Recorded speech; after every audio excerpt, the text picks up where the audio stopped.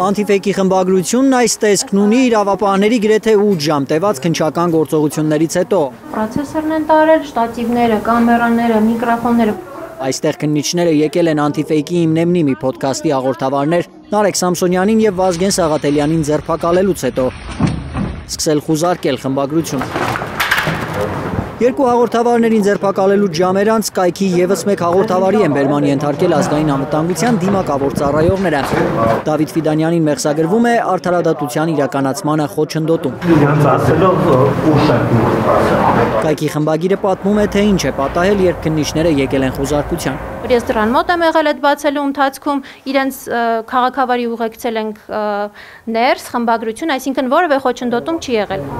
Այս գրասենյակից տասնյակ համակարգիչներ են առգրավել Նարեկ Սամսոնյանի ու Վազգեն Սաղաթելյանի գործով։ Նրանք ըստ պաշտոնական մեղադրանքի խուլիգանություն են արել հաղորդակցության միջոցների օգտագործմամբ։ Որոշակի արտահայտություններ կան, որը համարել են խուլիգանական։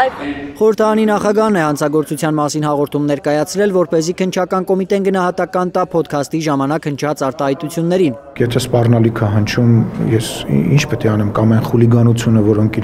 որ իրենք իրենց թույլ են տալիս եթերով, կամ մարդկանց անձնական կյանք, ընտանիք, անկողին մտնելու պարագայում, բոլոր այն մարդիկ, ովքեր փորձում են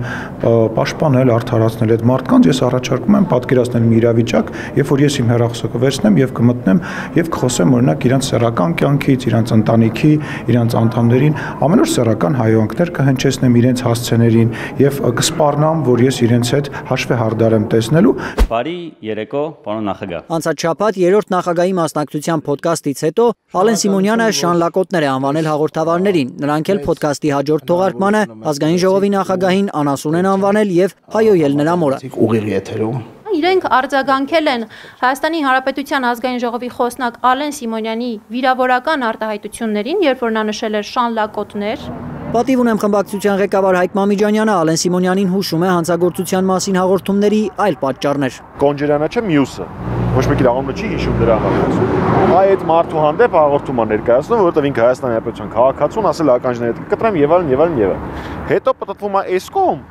որտեղ նստած է Նիկոլ Փաշինյանը։ Ու Նիկոլ Փաշինյանի դեմ է միadel հաղորդում ունեցնում։ Հետո գնում է իր կաբինետ, մի հատ թուղթ ու գրիչ է վերցնում ու ինքն իր դեմ է հաղորդում ներկայացնում, որտեղ ինքը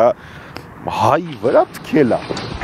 Նարեկ Սամսոնյանին եւ Վազգեն Սաղաթելյանին նույն մեղադրանքը առաջադրվել էր նաեւ 2024 թվականին կրկին եթերում հայոյելու համար։ Որ բաժին եք տանում։ Դատարանը սակայն արդարացրել էր նրանց հանցակազմ չէր տեսել։ Ալբերտ Սերոպյան, Հենրիկ Համազասպյան, Արմեն Ապրեսյան, Հայլուր։